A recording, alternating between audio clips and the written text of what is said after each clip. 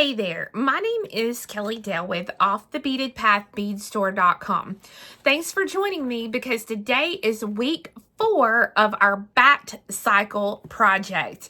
If you are just now tuning in and you have no idea what I'm talking about, click on the links below in that video description box and it will take you back to weeks 1, 2, and 3 to show you what you've missed up to this point.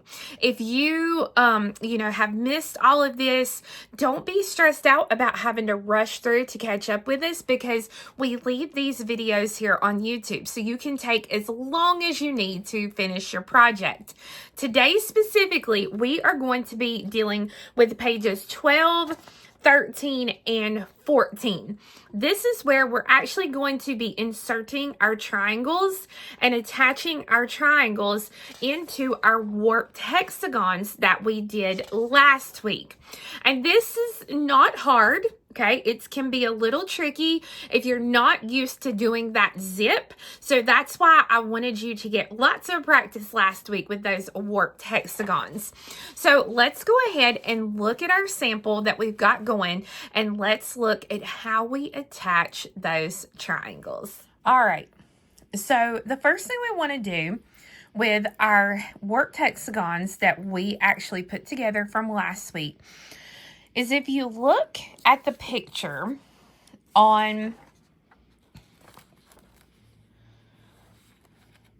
page 12, you can see here that the valleys, our open sections here, are facing in a downward motion like this. And Kate is showing that we are going to put a triangle set in here for the first set. And then if you choose to put a second set, they're going to go on the back side. So what this means is that with the piece here, my triangles will attach to the green and the purple that I have here. So it will actually open up like this. So if you put them on this side, according to the way triangle 1 needs to go in, that won't work. They need to go into this side first here. And you can also see how she's got these set in here.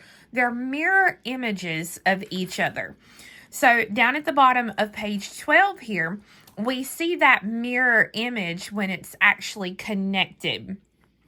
So what we want to do is we want to work to do this part, to get our triangles put into the section. And then next week, we'll actually go ahead and talk about the final connection and how to do this. So the first thing that you'll want to do is you'll want to unwrap all of your triangles that you've got. And you will want to do this like we did our connection last week. It seems counterintuitive, but it makes sense because if you were to use the same thread, and I mirror it, I put them in like this, and then the thread was to break, then that means I'm going to have to worry about this falling apart instead of just the connection coming out. So the best thing to do is to go ahead and get rid of the thread, but I still have enough thread here that I can actually probably do the connection with that. So I will get rid of this thread and either start a new thread, or I will take what I have left over here and then start this thread. Like I said, it seems counterintuitive, but it's better to do this now and get it right, take a little bit of time to get it right, than it is to not do it right and it break. So now that I have my thread ready, you have to decide how you want these to look. Now, I've already kind of played around with mine, and I know I want the orange to touch the green and the aqua to touch the purple down here. So it does not matter which side you start on. It does not matter if we start on this side or this side. Either one will work. You can see here I've got my thread to where it's coming out of the orange, the first orange bead here, because what's going to happen, we're going to zip this just like we did in the center, so that when I put this together with the 15s, what's going to happen is they're going to zip just like the pink did. Now, these are connector beads. They're not hinge beads. we are going to have hinge beads, and the hinge beads will come in handy next week. Because the hinge beads, you can see here the white beads that I've got there, or the kind of matte clear ones. Those are my hinge beads. And the hinge beads are so that you can turn this really easily without putting too much pressure on the piece. So you can see there how that is hinged. So next week we will need some hinge beads, and I'm pretty sure that I'm just going to use black for my hinge beads. They can be round 11s, they can be delicas, they can be like a bigger 15, like a Toho or something, but your hinges can really be anything. And if you look back on the main supply of the pattern, you can see that as well. So I'm coming out of that first bead, and number one, I'm going to make sure that my, you can see there that my valleys are facing down like they're supposed to. Again, it does not matter which side. I just have to make sure that I mirror them. So this first one here, I'm going to lay it out just like this. So I'm going to take the thread, and I'm going to come through the first 15 here on this side where the green is. This is my connection side. So you can see when I pull it, where it pulled in right there together. So now I'm going to just work my way down, going through a delica and then a 15 that's on this side. Well, it helps if your needle don't come undone. There we go. Okay. So then through a 15, and if you can do it all at the same, like go through 2 of the beads at the same time, then that's fine as well. Because sometimes I find it a little bit easier to get through a 15 and a delica at the same time on this part of it. You can see there how I'm just going from side to side, but you got to be careful because you've got all of these points that it's going to get caught on. So you got to be really careful about that.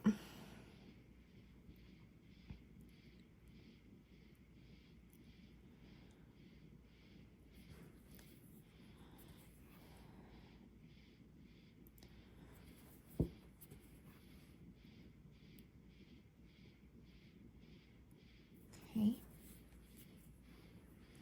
I'm going to keep working down here.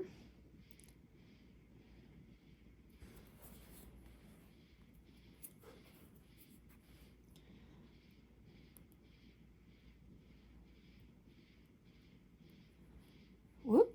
Okay, you can see here, I actually went through the very last bead there. I caught it at the same time. So I'm just going to pull that out and then go through the 15 and the last bead there.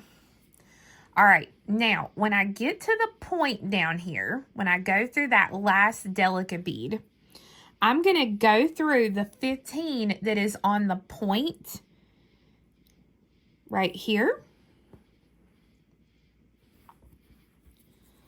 And so if I lay it out flat, you can see how we zipped up and we made another diamond like that. It's just 2 colors of a diamond.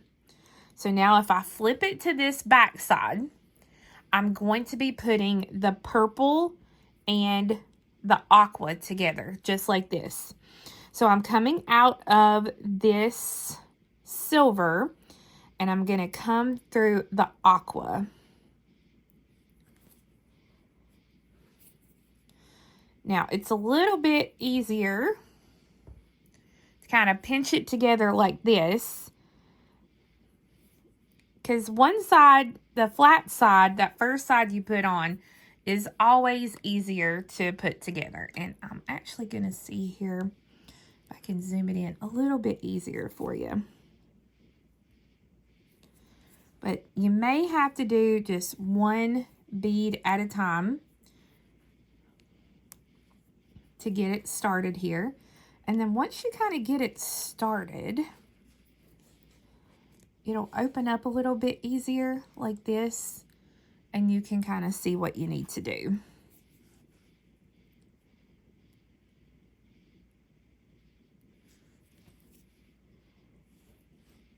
Okay, so I'm just going to continue working down, going from a 15, 11, 15, 11. All right, so once you get the beads added down or connected down this side and then connected down that side, you'll see now that this side is flat and this side has more of a three-dimensional shape, but we're missing this. We don't have that, and that's okay. That's part of this design. This is where the second set of triangles would go if you're putting in a second set, but we are not. We're going to do like Kate did, and we're not going to put that second set in. So at this point, what we want to do is, you can do two things. If you're going to set this into a second set, then you would not want to do this right here yet. But since we are not going to put in a second set, what we're going to do is just like we did this side over here. When I'm coming out of the turquoise, I'm going to grab the silver 15 here on the end and then come through my white bead on my triangle. So now that corner is connected. So I still have this open side here. And what we want to do is on this open side now, I'm going to add some size 15 seed beads. So I'm just going to work down the triangle. And whoop. And all the way down the side of the triangle, I'm going to put in size 15 seed beads. So I'm just going to work all the way down. See? Ugh. I'm going to work all the way down this side and put in those 15s. Once I have those 15s in place, then I'm just going to take the needle off of this side. I'm just going to leave the thread here. And then I'm going to do the same thing on this side over here to add the next triangle. So when I get it prepared and ready, then I will connect just like this on this side so that I have mirror images. So once you have both triangles installed and you have 15s on each side, then what you want to do is you want to do this for your other pieces as well.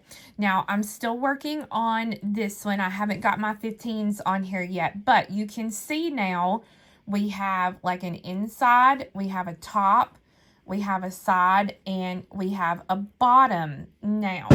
So you want to do this for all of your triangles and get them in so that next week we can do hinge beads and connect them together and be finished with our project. So friends, I hope you understand now how our triangles are going to go into our worked hexagons.